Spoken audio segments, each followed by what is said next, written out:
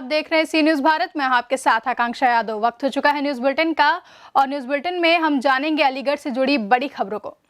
Civil line थाना क्षेत्र के छतारी कंपाउंड के रहने वाला एक परिवार मन्नत मांगने के लिए मजार पर जा रहा था। आरोप है कि एक महिला और 2 युवक आए जिन्होंने चाकू से 2 महिलाओं सहित 3 लोगों पर जानलेवा हमला कर दिया। घटना की सूचना पर थाना अध्यक्ष को क्वारसी मौके पर पहुंच गए और घायलों को इलाज हेतु मलखान सिंह अस्पताल में भर्ती करा दिया।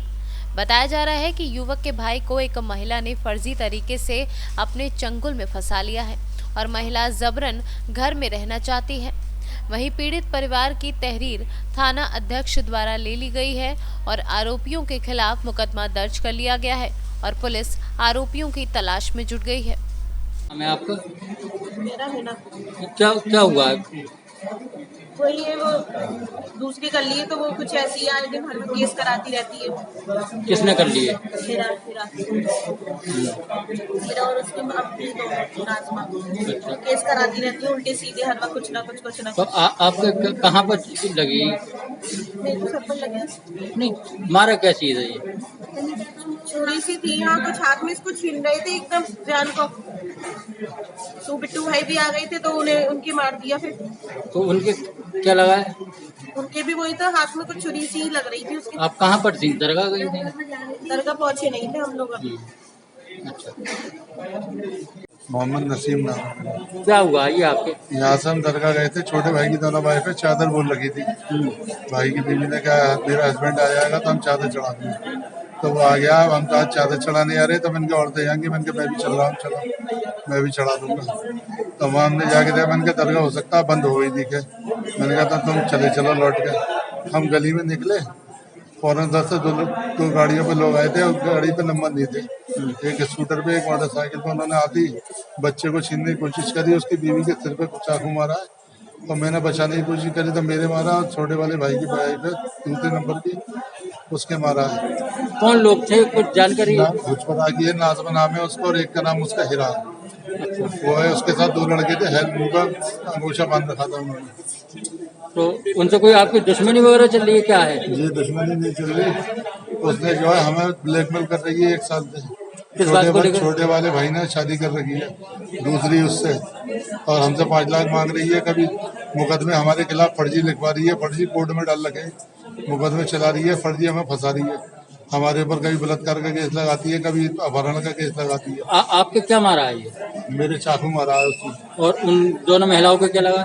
दोनों महिलाओं के भी चाकू मारने की, उसके बच्चे को छीनने की कोशिश कर रही थी तो उसके बच्चे को तो छीन नहीं पाई, उसने फिर उसके बीवी के चाकू मारा है और मेरा बचाया तो मेरे उसके दूसरे वाले भाई की वाइफ है तो उसके मारा है। तो ये चाकू मारे किसने? महिला ने मारे? महिला नहीं, आदमियों ने मारे। क्या नाम है, जानते हो कुछ? आदमियों को नहीं जानता, चेहरे पर उनके ढांटे बंधे हुए थे। तो क्या उस महिला के साथ में आए थे वो लोग? महिला ने ज्यादा कहना मारा ना, छोड़ना मत बिल्कुल। कहाँ की घटना है? बच्चे को नगला पटवारी मजार है वहीं पे, पटवारी के नगले में, उसके बराबर में गली है पतली सी। मैं थोड़ा सा अंधेरा रहता है, दिन ये वो आ गए, हमने क्या निकल जा रहे इधर से। आप लोग कर रहे थे? हम शिवरारी कंपाउंड रसलगंज, ये सामने छतारी कंपाउंड के रहने वाले हैं। मेरा नाम मोहम्मद नदीम है। मोहम्मद नदीम, क्या हुआ ये? कौन ये है? भाई हमारे दरगाह पर गए थे, इन्होंने मन्नत मांगी थी। तीनों ने, एक छोटे भाई की वाइफ थी, एक मेरी और एक बड़े भाई थे। ये तीनों चादर चढ़ाने जा रहे थे, मन्नत मांग के रास्ते में इन पे हमला कर दिया। हेरा नजमा नाम की औरतों ने, उनके साथ गुंडे और थे, वो ऐसे करती है कई बार थाना चौकी ऐसे करती रहती है। कभी किसी केस में पता नहीं, परसों मेरे ऊपर भी अटैक करा मार्केट में मंगल वाले दिन, और आप जाँच भी करवा सकती हैं इस मामले की। तो अटैक करने की वजह क्या है? अटैक करने, छोटे भाई को उन्होंने जाल में फंसा लिया था, उसके साथ इन्होंने मारपीट करके उसे कई बार नशे का दे के उससे झूठ बुलवा के निकाह कर लिया, उसे खारिज कर दिया है काजी जी ने। तो इनके क्या महिलाओं का क्या है, क्या विवाद ये था कि 5 लाख रुपए मांगते हैं, कभी 5 लाख, कभी 2 लाख, कभी चौकी पे आके 5 लाख दिलवा दो, 2 लाख दिलवा दो। इनका यही है सीधे साधों में। ऐसे ही पहले इसकी छोटी लड़की ने, इनकी छोटी लड़की ने भी एक को फंसा रखा, डॉक्टर ईशान नाम है, उसका भी पेपर हैंगे। तो इसकी तहरीर वगैरह आपने? जी दे दी अब वहाँ दे के जा रहे हैं क्वार्सी पे। और झूठ बोल के केस लगाती है, और झूठ बोल के हर बार कोई ना कोई केस लगाती रहती है। बच्चा छीनने की कोई कोशिश? बच्चा छीनने की कोशिश करी है, मारने की कोशिश करी, बीवी पे उसके ऊपर अटैक करा है कि जान से मार दूंगी, छोड़ूंगी नहीं तुझे। क्या जनों को लगी है? 3 जनों के। क्या नाम है? एक का नाम नसीम है, एक का नाम हिना, एक का नाम आसमा। आपका? मेरा नाम मोहम्मद नदीम है। अलीगढ़ से सी न्यूज संवाददाता संजीव शर्मा की रिपोर्ट। अलीगढ़ पुलिस को उस वक्त एक बड़ी सफलता हाथ लगी जब चेकिंग के दौरान भारी तादाद में तस्करी के गांजे के साथ एक ट्रक को पकड़ा। पुलिस ने जब तलाशी ली तो ट्रक में 1.25 कुंटल गांजे के बंडल रखे हुए थे। पुलिस ने तत्काल ट्रक में सवार 2 अभियुक्तों समेत माल को थाने भिजवा दिया। पूछताछ में पता चला कि पकड़े गए गांजे की कीमत करीब 50 से 60 लाख रुपए बताई जा रही है। कल शाम में एक सूचना मिली कि कोई ट्रक कोई संदिग्ध सामान लेकर खिरेश्वर चौराहे से गुजरने वाला है, तो उसके लिए वहाँ नाकाबंदी की गई और नाकाबंदी में एक संदिग्ध ट्रक वहाँ से गुजरता हुआ पाया गया। वो पुलिस को देख के वहाँ से वापस मोड़ रहा था, तो उसे रोककर चेक किया गया और ये पाया गया कि उसमें 4 क्विंटल 25 किलोग्राम यानी 425 केजी अवैध गांजा उसमें है। तो उस गांजा को बरामद किया गया, ट्रक को सीज किया गया और उस ट्रक में उपलब्ध 2 लोगों को भी गिरफ्तार किया गया। मार्केट कॉस्ट क्या है इसका मार्केट कॉस्ट करीबन 50 से 60 लाख के आसपास होगा। सर? आरोपियों का कुछ पुराना आपराधिक इतिहास भी है क्या? ये विवेचना की बात है, ये आगे अभी विवेचना में खुल के आएगी तब आपको बताया जाएगा। सर कहाँ से कहाँ ले जाते तो कुछ पता लगा? ये उड़ीसा से बदायूं लेके जा रहे थे। अलीगढ़ से सी न्यूज संवाददाता संजीव शर्मा की रिपोर्ट। अलीगढ़ के थाना क्वारसी पुलिस ने फेसबुक पर विदेशी नागरिक की आईडी बनाकर भारतीय व्यक्तियों से दोस्ती कर व उनको लालच देकर पार्सल के नाम पर ऑनलाइन ठगी कर 31,23,000 रुपए खाते में डलवाने वाले अंतर्राष्ट्रीय गिरोह के नाइजीरियन सरगना समेत अन्य सदस्यों को साइबर सेल की टीम की मदद से दिल्ली से गिरफ्तार किया है, जिनके कब्जे से 400 नाइजीरियन करेंसी समेत एक laptop, 18 smartphone, 9 keypad phone, 2 hard disk, 2 wifi dongle, 6 mobile charger और 3 लैपटॉप चार्जर बरामद किए हैं। पुलिस के मुताबिक इस गिरोह के इंडिया में सैकड़ों लोग इस तरह की ठगी को अंजाम दे रहे हैं, जो कि अब तक करोड़ों रुपए की ठगी को अंजाम दे चुके हैं। ये थाना क्वारसी पर एक आईटी एक्ट में मुकदमा दर्ज किया गया, जिसमें एक व्यक्ति के साथ ऑनलाइन ठगी करके लगभग 31 लाख रुपए की ठगी की गई। और इस बड़ी ठगी को देखते हुए इसमें जो जनपद का साइबर सेल है उसने और थाना क्वारसी की टीमों ने मिलकर इसमें काफ़ी मेहनत की और इसमें जो निकल के आए हैं लिंक्स वो नाइजीरियन गैंग है जो इस तरह की ऑनलाइन ठगी करता है। और सिर्फ एक ही विक्टिम नहीं, इनके कई 100 विक्टिम इसमें हैं जो कि पूरे देश में फैले हुए हैं और इनका गैंग भी काफ़ी बड़ा है। तो इस संबंध में थाना पुलिस की टीम ने और साइबर सेल की टीम ने इनकी छापेमारी की और दिल्ली से हमने इसमें जो मेन अभियुक्त हैं उनमें से 2 लोगों को गिरफ्तार किया जो नाइजीरियन है और एक इंडियन व्यक्ति है वो भी गिरफ्तार हुआ है। और इनके पास से काफ़ी भारी मात्रा में मोबाइल फ़ोन और फेक सिम कार्ड्स और साथ ही इनके पास से बाकी भी इस तरह की चीज़ें बरामद हुई हैं जो ये पूरी तरह से प्रूव करती हैं कि ये ऑनलाइन ठगी का ये लोग काफ़ी समय से व्यापार कर रहे थे। और साथ ही जो भी ऑनलाइन ठगी में इन्होंने मोबाइल नंबर्स यूज़ किए हैं वो सारे हमारे लिंक होते हैं, जो हमारे विक्टिम हैं उनको उन्हीं नंबर से कॉल्स आए। तो ये इसमें दूसरी एक और एंगल जो आया है कि इन लोगों का जो वीज़ा था वो भी एक्सपायर हो चुका था, जो नाइजीरियंस हैं, और वीज़ा के एक्सपायरी के बावजूद ये लोग इंडिया में रह रहे थे और फेक वीज़ा इन्होंने बनवा लिए थे। तो ये भी इनकी तरफ से फौजरी की गई है, जो फेक वीज़ा पर ये लोग यहाँ रह रहे थे। सर अब तक कितने की ठगी कर चुके हैं ये? अब तक इन जो हमारे पास मुकदमे में पहले 31 लाख का था और हमने जो ट्रांजैक्शंस निकाले हैं इनके, तो लगभग इनमें 1.5-2 करोड़ रुपए की इनके जो ट्रांजैक्शंस हैं उसमें लगभग इतनी ठगी कर चुके हैं। लगातार एक ही लोग कैसे निशाना बनाते थे सर, ये कॉल करते थे, क्या तरीका क्या होता था सर? ये लोगों को फ़ोन करते थे और कहते थे कि हम कस्टम्स विभाग से बोल रहे हैं और आपके लिए ये गिफ्ट आया हुआ है।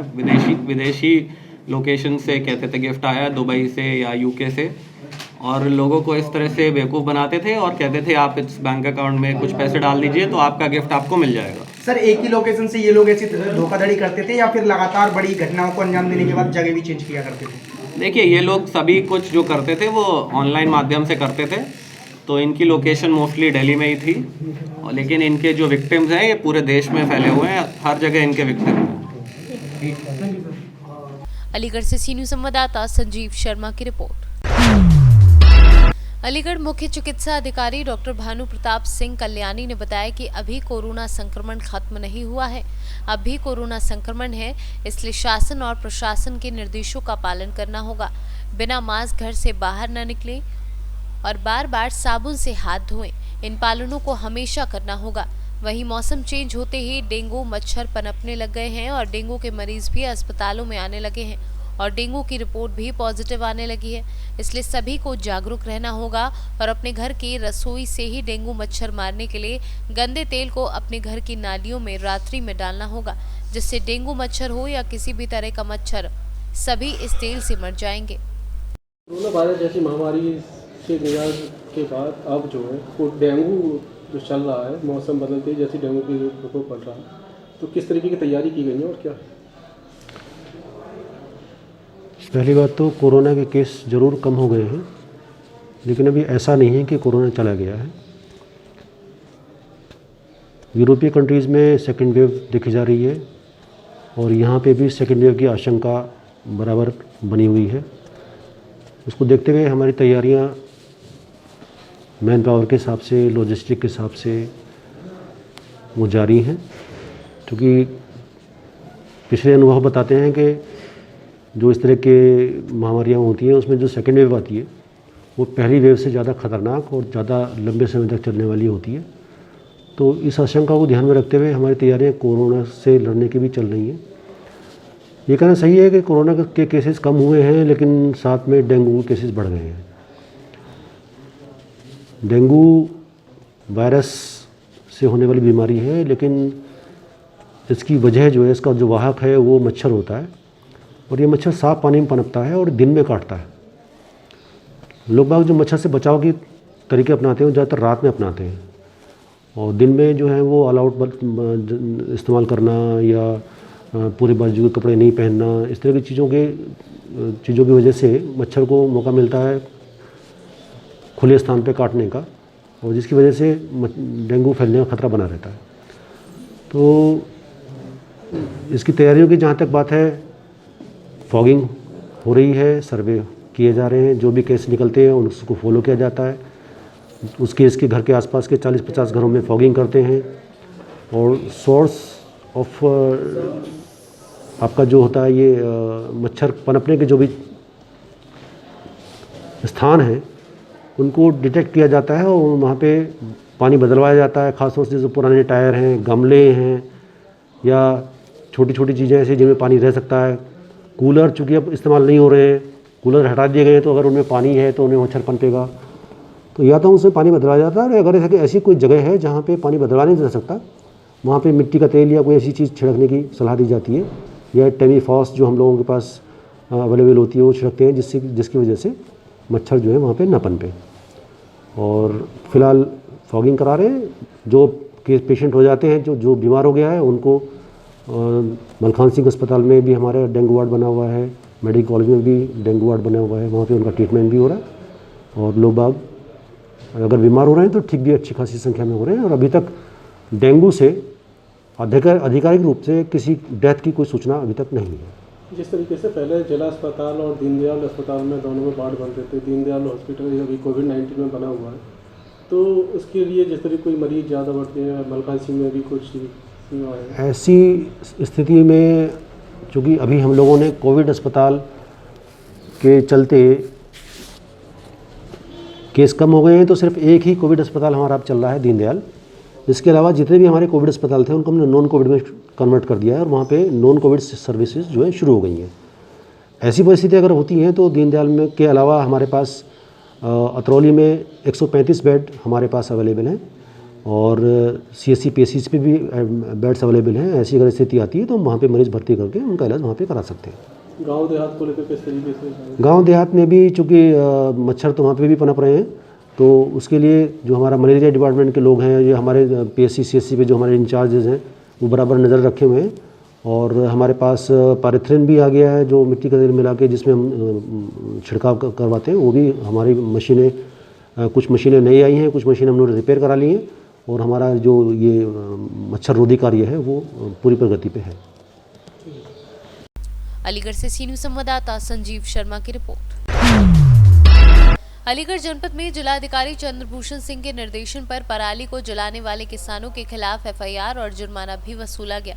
फिर भी पराली को जलाया जा रहा है और समय समय पर उपकृषि अधिकारी रात्रि भ्रमण भी कर रहे हैं और फिर भी पराली को जला दिया जाता है।